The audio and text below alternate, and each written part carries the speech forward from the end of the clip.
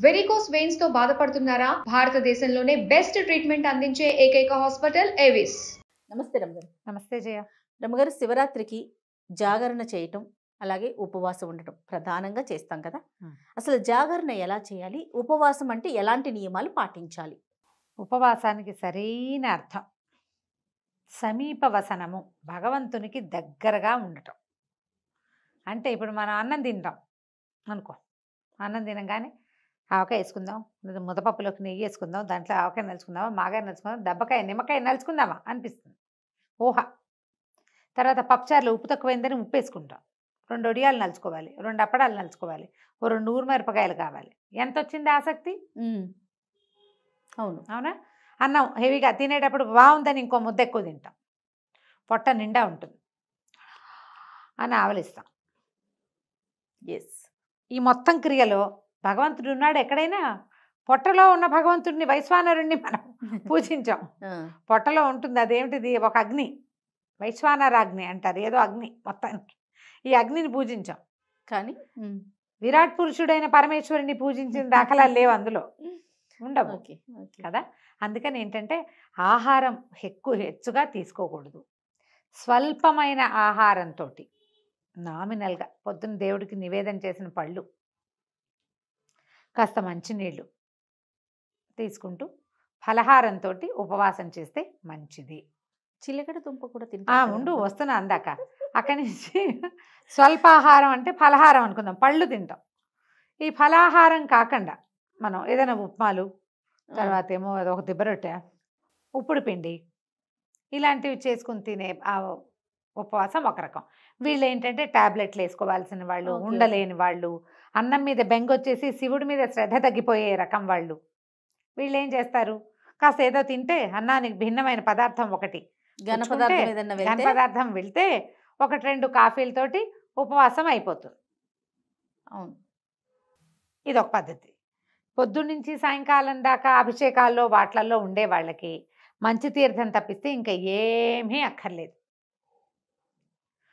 రోజంతా శివనామస్మరణ చేసేవాళ్ళు, వాళ్ళకి అవసరం లేదు. ఖాళీగా ఉంటారు, ఆఫీసుల్లో పని చేసుకుంటూ, ఇంట్లో పిల్లల జల్లాలను చూసుకుంటూ, రకరకాల ఇంటి పనులు చేస్తూ, బిజినెస్ వ్యవహారాలు చూసుకుంటూ కూడా మనం ఉపవాసం చేయాలి అంటే అలా ఉండలేకపోతాం. అవును. పైగా మనకి బ్రేక్ఫాస్ట్కి టైము, లంచ్కి టైము, ఈవినింగ్ స్నాక్కి టైం, ఆ టైములు బ్రెయిన్లో ఫిక్స్ అయిపోయి ఉంటాయి. అది ఫిక్స్ ఇట్లా కొడుతూ ఉంటుంది. మిగిలిన వాళ్ళు తింటారు కొంతమంది అయినా. మనం నాకు ఉపవాసం అని చెప్పాలంటే కొంచెం ఇదిగా ఉంటుంది. ఏదో ఒకటి తిని ఉన్నామనుకో, మనకు కూడా దాని మీదకి ధ్యాస పోతూ ఉంటుంది. అందుకని కొంచెం ఏదైనా తినాలంటే చిలకడ దుంపలు లాంటివి తీసుకోవచ్చు, దాన్ని ఉడికించి తీసుకోవచ్చు. ఉప్పు అది ఉండదు. ఇప్పుడు ఉప్మా చేసుకున్నాము, ఉప్పుడు పిండి చేసుకున్నాము అంటే అందులో ఏమిటి, ఖచ్చితంగా ఉప్పు ఉంటుంది, నూనె ఉంటాయి. ఇప్పుడు మనం అలా కాకుండా చిలకడ దుంప జస్ట్ కందమూలం కదా, అదే భూమిలోంచి వచ్చింది, దాన్ని కాల్చి లేదా ఉడికించి, ఇక ఏమీ లేదు, దాన్ని అలాగే ఒలుచుకుని తింటే పండు తిన్నట్టే, అంతే. ఉడికిస్తాం కానీ ఉప్పు వేయం. అది కూడా కొంచెం సాల్ట్ లాస్ అయ్యేవాళ్ళు, వీక్నెస్ వచ్చేవాళ్ళు, వాళ్ళకి బాగుంటుంది. అది కూడా తీసుకోవచ్చు. ఫలరసాలు తీసుకోవచ్చు, కొబ్బరి నీళ్ళు తీసుకోవచ్చు. మజ్జిగ కొన్ని చోట్ల పనికిరాదంటారు, కొన్ని చోట్ల మజ్జిగ ఉపవాసానికి పనికొస్తుంది. మజ్జిగ పనికిరాదు, అది అన్నంతో పాటు తీసుకునేది అని ఒక సిద్ధాంతం ఉంది. మన ప్రాంతాల వారీగా దాన్ని మార్చుకోవచ్చు మనం. అదేలేండి, మన ప్రాంతాల్లో మజ్జిగ పనికొస్తుంది అనుకోండి, పుచ్చుకోండి. పల్చటి మజ్జిగ తీసుకుంటే ఆ శరీరానికి ఆరోగ్యము, ఉపవాసం డిహైడ్రేట్ అవ్వకుండా ఉంటాము, ఉపవాసం కూడా నెరవేరుతూ ఉంటుంది అందులోనే. అయితే ఏంటంటే ఈ ఉపవాస నియమము అస్సలు ఉండలేని వాళ్ళు, ఆహారం అత్యవసరమైన వాళ్ళు, వీళ్ళు కూడా మేము ఉపవాసం ఉండాలండి అంటే ఒక చిన్న సూక్ష్మం. పొద్దున దేవతార్చన చేసుకుంటాం కదా, దైవారాధన ఏదో చేసుకుంటాం, పూజ పునస్కారం సింపుల్గా అయినా దీపం పెట్టి ధూపం చూపించి తర్వాత 2 అరటిపళ్ళు నివేదన పెట్టే అలవాటు ఉన్న వాళ్ళు కూడా పొద్దున మీరు ఏం వండుకుంటారు, ఉప్మా అయినా సరే దాన్ని దేవుడికి నివేదన చేయండి. ఓకే. అన్నాన్ని మీరు పెట్టుకున్నటువంటి పప్పు, కూర, చారు, ఆ పదార్థాలతో పాటుగా నివేదన చేయండి, చూపించండి దేవుడికి. ఆ నివేదన చేసింది ప్రసాదం అనబడుతుంది, అన్నం అనకూడదు ఇంకా దాన్ని. ఓకే. ప్రసాదాన్ని తీసుకోండి. ఆరోగ్యం సరిలేని వాళ్ళు, కడుపుతో ఉన్న వాళ్ళు కూడా చేయొచ్చేది ఉపవాసమే. అది ఉపవాస నియమాలు, ఇది ఒక సూక్ష్మం.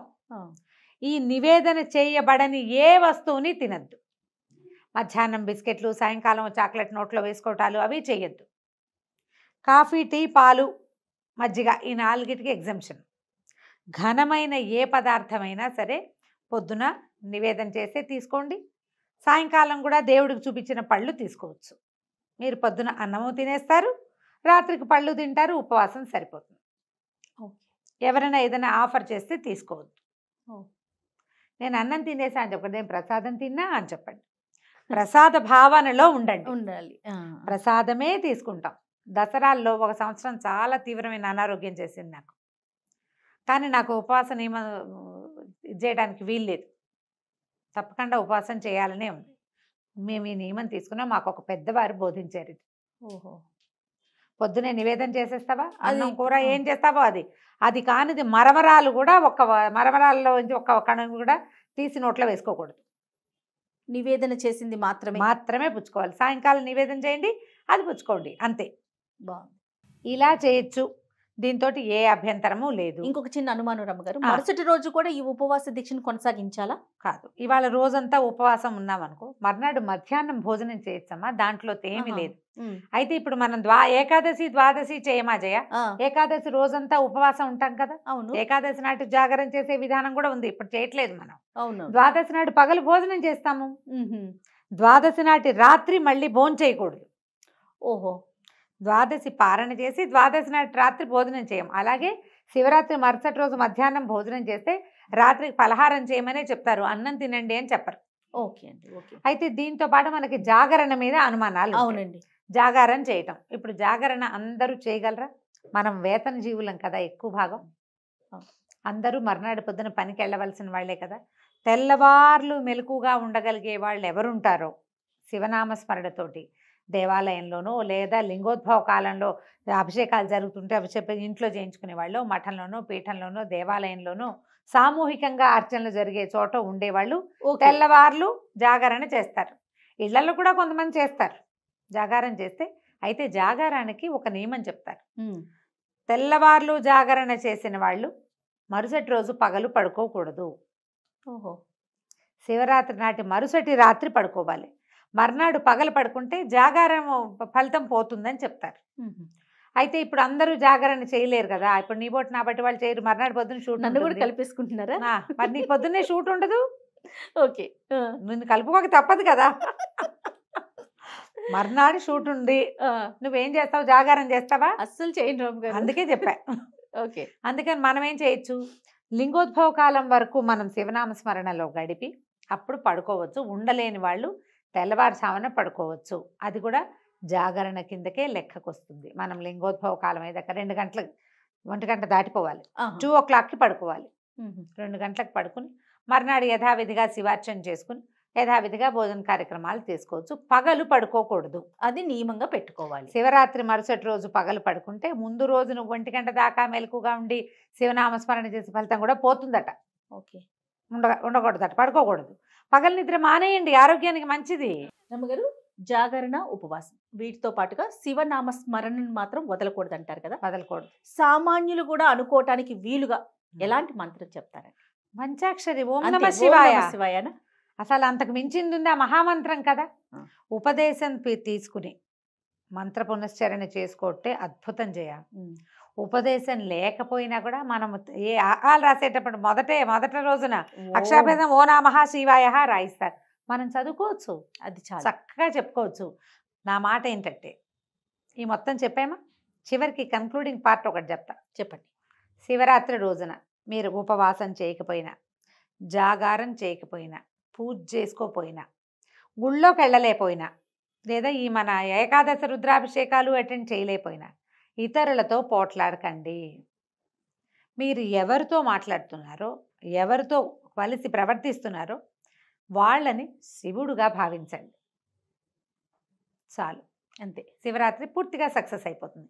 ఈ రోజున మీరు దుర్భాషలాడడము, పోట్లాడడము, అనవసరమైన వాదనలకు దిగటము, అక్కర్లేని వ్యవహారాలు చేయటము అది మాత్రం చేయబోకండి. ఈ పూజా విధానం అవన్నీ మనకి చేత కాకపోయినా ఓం నమ శివాయ, ఓం నమ శివాయ, ఓం నమ శివాయ అనుకున్నా జపిస్తూ ఉంటేనే, నిరంతరము జపిస్తూ ఉన్నా కూడా సరిపోతుంది. జపం కూడా చెయ్యము, మాకు ఇష్టం లేదు, మాకు చేత కాదు అనుకునేవాళ్ళు కనీసం పోట్లాడకండి. బాగుంది. ఈవేళ శివుడు భూమి మీద నడుస్తున్నాడు, మనకి ఎదురవుతాడు అన్న భావనతో పనిచేయండి, చాలా బాగుంటుంది జీవితం. సూపర్ రమ్మగారు. నమస్తే. నమస్తే.